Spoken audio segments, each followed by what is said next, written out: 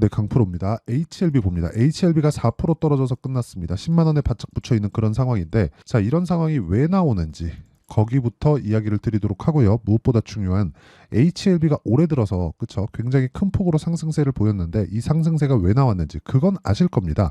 FDA에 대한 판매 허가 신청에 대한 부분 이 결과가 다음 주에 나오죠. 16일 날. 자, 그런데 이게 FDA에 대한 판매 허가 신청이 우리가 여기에만 딱 그 포커스를 맞춰서 있는데 기본적으로 HLB는 지금 10조라는 벽을 넘었습니다. 원래 HLB는요. 10조라는 벽이 있었어요. 그리고 HLB뿐만 아니라 한국의 신약 개발 업체들, 그렇죠? 신생 바이오 업체들 기본적으로 매출이 확보되지 않은 그렇죠. 이익이 확보되지 않은 이쪽 기업들은 10조라는 벽이 있었습니다. 그러니까 신약 개발에서 뭐 라이센스 아웃하고 그 라이센스비를 받는 이런 쪽에서의 10조 이상 평가를 줄 수 없다. 그게 한국 시장에서의 형태였어요. 그런데 HLB 시가총액은 얼마예요? 13조입니다. 자, 여기서 우리가 하나 비교해 보시죠. 삼성 바이오로직스 얼마예요? 56조입니다. 그리고 셀트리온 어때요? 40조입니다. 40조. 자, 이걸 보셔야 되는데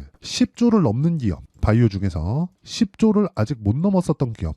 그쵸? 이 차이가 뭐가 있느냐? 10조를 못 넘었다는 건 기대감만 가지고 있다. 10조를 넘었다는 건 돈도 벌고 있다. 물론 신약 개발에 대한 기대감도 같이 가지고 있죠. 이 차이가 있어요. 그러면 HLB 같은 경우에 어때요? 10조를 넘었죠. 10조를 넘었다는 건 이제 돈도 벌 수 있다는 기대감을 함께 가지고 있는 겁니다. 그러면 16일 날 발표가 되는 FDA의 판매 허가 신청에 대한 부분은 그렇게 고려할 사항이 아니다. 이거는 이미 확정 났다고 보시면 돼요. 왜 그러냐면 주가가 먼저 올랐으니까. 자, 미래 가치를 기대감을 반영해서 주가가 올라가는 건데 이 올라가는 과정에서 가격이 먼저 뜨는 겁니다. 그러면 가격이 먼저 떴을 때 가격은 먼저 올라가고 실적은 늦게 뜨니까 가격과 실적과의 괴리가 발생하죠. 그런 부분이 여기서 뭐가 나와요? 조정이 발생하는 겁니다. 이 조정 구간을 우리가 일반적인 상황으로 받아들여야 돼요. 하지만 이 조정 구간을 피해 가려면 확인하고 매도를 해야 됩니다. 언제? 이격 구간이 있을 때. 근데 지금은 언제예요?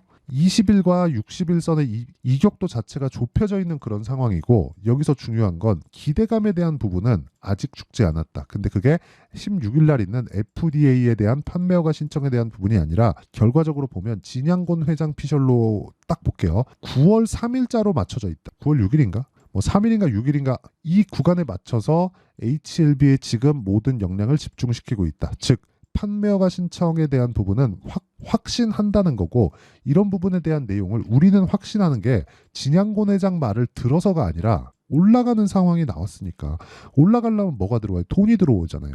돈이 들어왔기 때문에 우리는 그 들어온 돈을 믿는 겁니다. 그렇죠?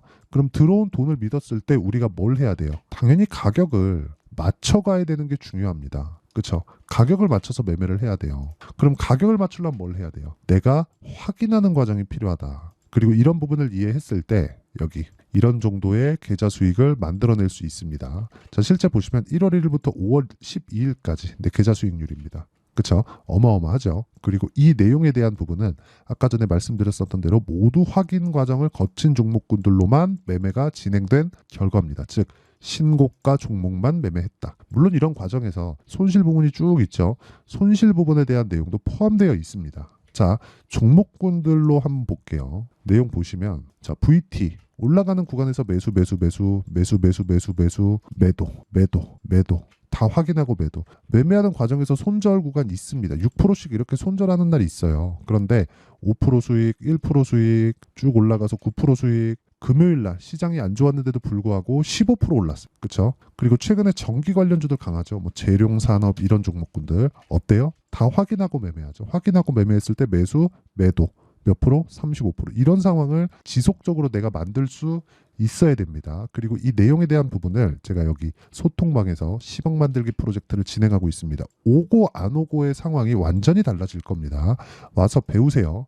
자, 내용 보시면 일진전기 시장가 매수 8시 59분 다 장 시작 전에 나가죠. 자, 일진전기 한번 보시죠. 일진전기. 자, 내용 보시면 어때요? 올라가는 구간에서만 매매를 이어간다. 올라가는 구간에서만 매매를 이어간다. 금요일 날도 9% 상승했다. 이런 부분을 장 시작 전에 공유를 합니다. 왜 이렇게 할 수 있느냐? 신고가 종목. 그쵸? 올라가는 구간을 확인하고 매매를 했기 때문에 그렇다. 1%, 13%, 7%. HLB도 한번 볼게요. HLB도 자, 내용 보시면 올라가는 구간에서 계속 매매 계속 진행하고 있죠. 이런 부분을 제가 소통방에서 실시간 타점으로 공유를 해드리고 10억 만들기 프로젝트를 진행하고 있으니까 매매하는 부분을 잘 모르겠다 하면 와서 배우시면 되고요.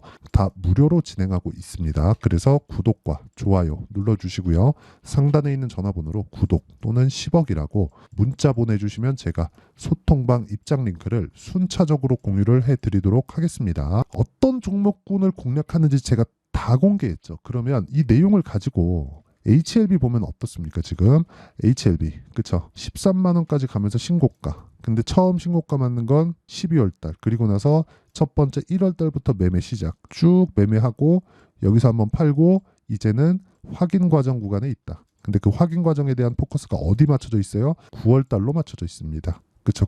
그러니까 16일 날 발표되는 5월 16일 날 발표되는 판매 허가 신청에 대한 부분이 아니라는 거예요.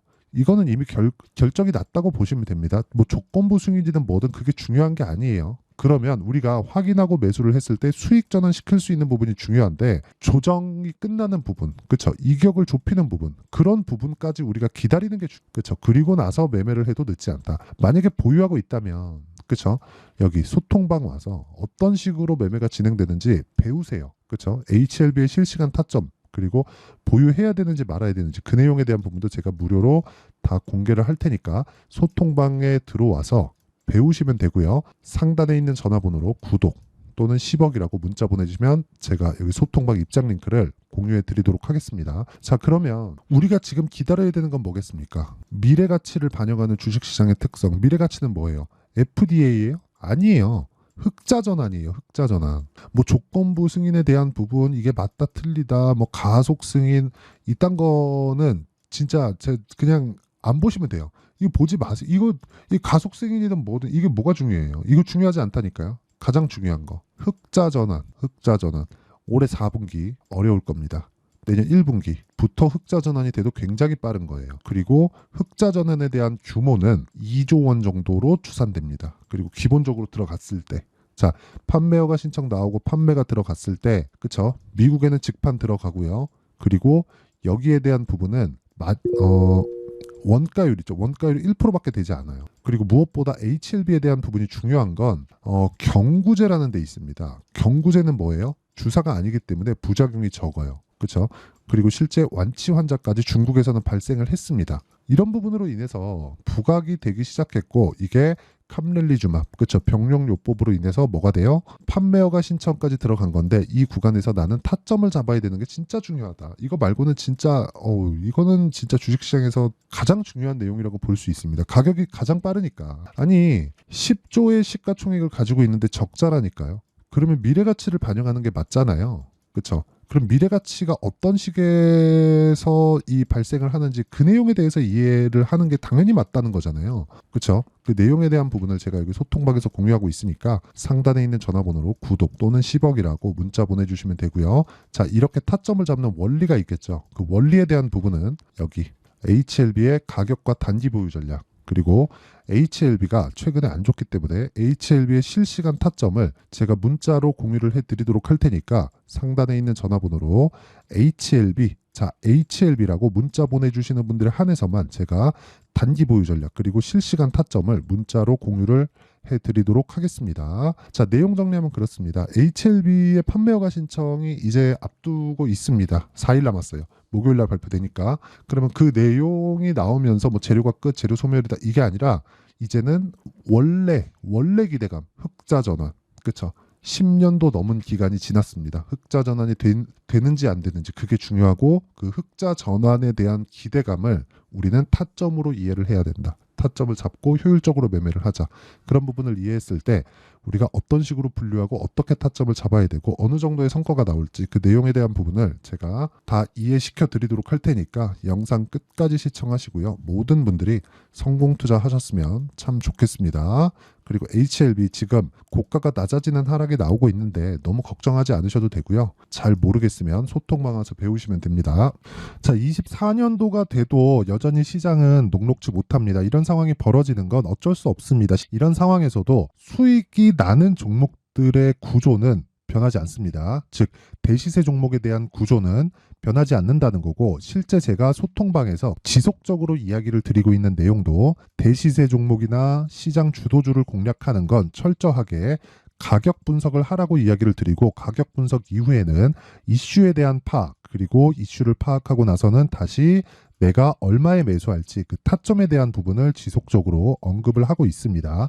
자, 근데 생각해 보세요. 시장이 굉장히 어려웠습니다. 어려운 상황에서의 어떤 종목들이 강했냐 보면 반도체와 그리고 바이오입니다. 자, 실제 여기 보면요.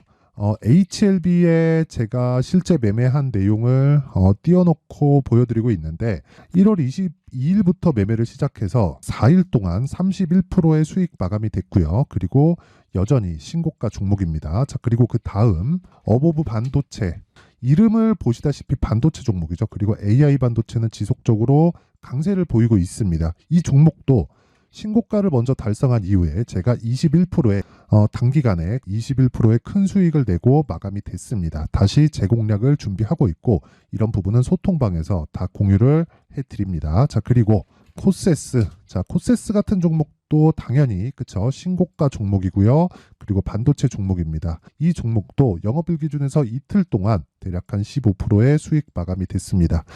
내용을 한번 보시면 어떻습니까? HLB를 포함해서 뭐 30%, 20%, 뭐 15% 이런 식의 수익이 지속적으로 발생하고 있는데, 이 세 종목 모두 다 신고가 종목이고 1월 달에 시장이 약세를 보이고 있는 구간에서도 강했었던 그런 종목입니다. 특징점이 하나 있는데, 그 이슈에 앞서서 가격이 먼저 반영했다는 거죠. 그렇게 제가 가격을 먼저 보고 이슈에 대해서 파악하는 이유는 결과적으로는 큰 시세를 먹기 위한 사전 준비 작업입니다. 실제로 큰 시세를 먹기 위해서 사전 준비 작업을 했을 때 여기 레인보우 로보틱스 127%, 그리고 ISC 98%, 그리고 한미반도체 97%의 큰 수익을 내는 상황을 만들 수 있습니다. 어떤 식으로 소통방에서 진행됐는지, 그쵸? 그 상황을 제가 이야기를 드린 건데, 이런 상황도요, 당연히 신고가를 공략했을 때 가능한 겁니다. 자, 그러면 이번에도 마찬가지입니다. 그쵸? 정부 주도의 코리아 디스카운트 해소 방안이